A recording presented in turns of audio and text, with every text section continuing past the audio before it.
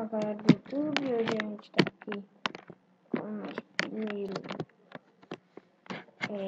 tutorial do Gentilândia Tutorials.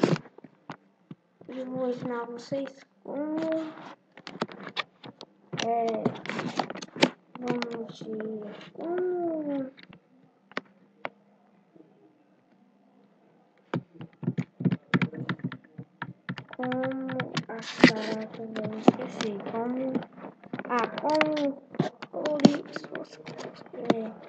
colorir, deixar maior a letra no YouTube, no Orkut.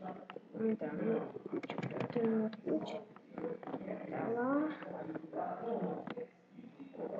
aqui ó, aqui, entra aqui, deixa eu dar um zoomzinho. Se você tiver essa coisa, assim, claramente vai ter, né?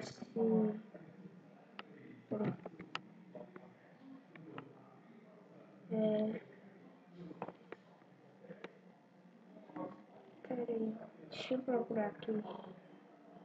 Demora aí, mas eu vou ter que pausar o vídeo aqui pra vocês.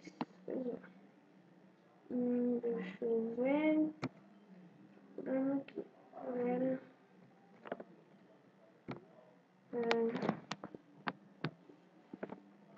Galera, eu só sei que é aquele. Não precisa aquele código. Eu só sei que é aquele bichinho, aquele lá que você pega.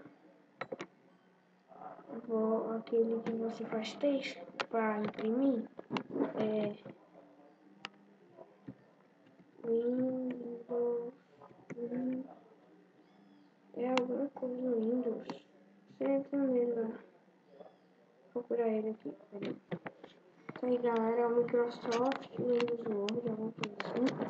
Você entra nele, é esse programa aqui. Você faz esse programa aqui, você faz lá. Você bota a fonte dele.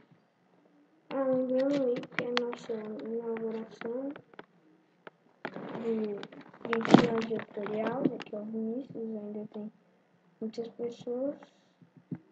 Você bota o tamanho da letra,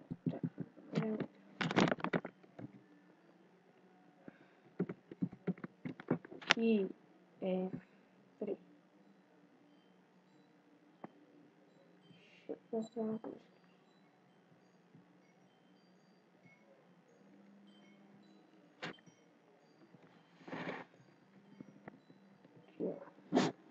Você não pode ter uma coisa lá que eu vou te chamar com isso. Só fazer esse vídeo, falou.